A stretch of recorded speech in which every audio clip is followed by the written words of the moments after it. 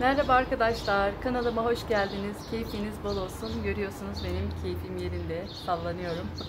Ama şimdi çiçek bilgisine de geçeceğim. Rozet çiçeği, pervane çiçeği hakkında size biraz bilgi vereceğim. Ama öncelikle bugün 30 Ağustos Zafer Bayramı. Zafer Bayramımız kutlu olsun. Ülkemizi Rabbim savaşlardan ve tüm felaketlerden, afetlerden korusun inşallah.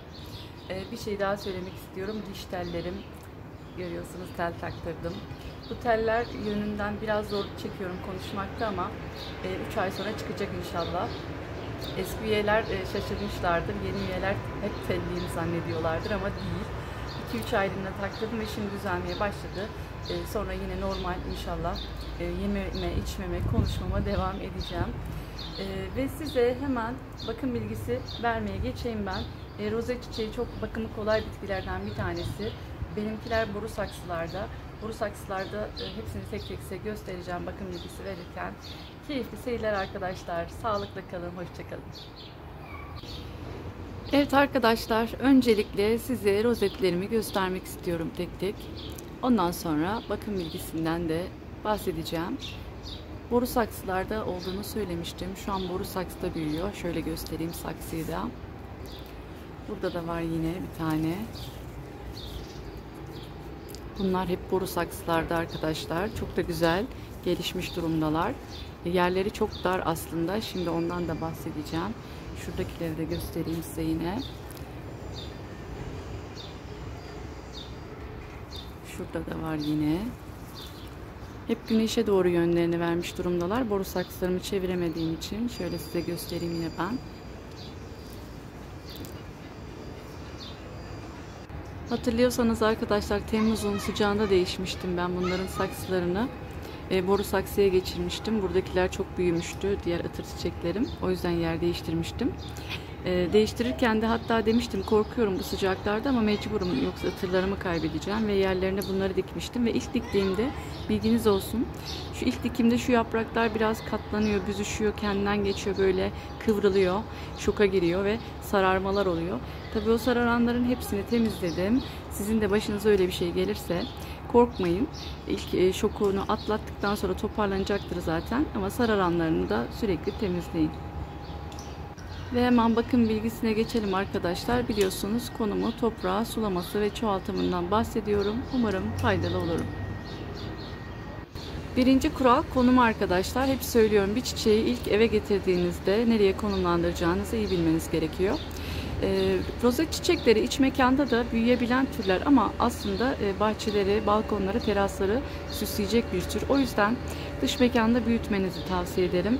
Büyütürken de çok yakıcı güneş olmayacak bir yere konumlandırmanız gerekiyor. Güneşi seviyor ama güneş ışığını alması gerekiyor çiçeklenmesi için de. Yine terasınızda, balkonunuzda uygun bir köşeye yakıcı olmayacak kaydıyla şöyle 1-2 saatlik güneş göreceği bir yere konumlandırabilirsiniz. Benimki mesela öğleden sonra bir güneş görüyor 1 saatlik. Bir de sabah güneşi alıyor birazcık 1 saatlik ve gördüğünüz gibi gayet sağlıklı bir şekilde de açmaya devam ediyor. Gelelim toprağına arkadaşlar. Toprağı çok ayırt eden bir tür değil. Yani kırmızı toprağa da dikebileceğiniz bir çiçek türü rozetler. Bende ama yine hep söylüyorum karışımım olan kırmızı toprak, torf ve biraz koyun gübresi.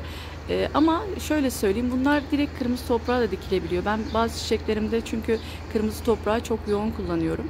Yani yine rozetlerinizde kırmızı toprağa birazcık koyun gübresi ekleyerek vitamin takviyesi yapmış olacaksınız. O şekilde de dikebilirsiniz. Gördüğünüz gibi böyle gayet sağlıklı bir şekilde de büyüyeceklerdir.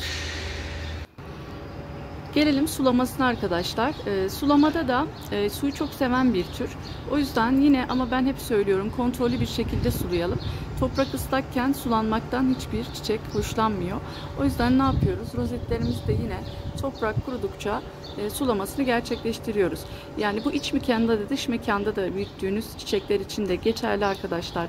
Toprağını kontrol edin. Yani bahçede dikmiş olsanız dahi toprağı nemliyse bahçenizde yağmur almış olabilir, fazla sulanmış olabilir. Toprağı kurumuşsa sulayın rozetlerinizi. Ama tekrar söylüyorum suyu çok seviyor. Ben şu an günlük veriyorum. Tabii gün meftunu yok, her yerde değişebiliyor, hep söylüyorum.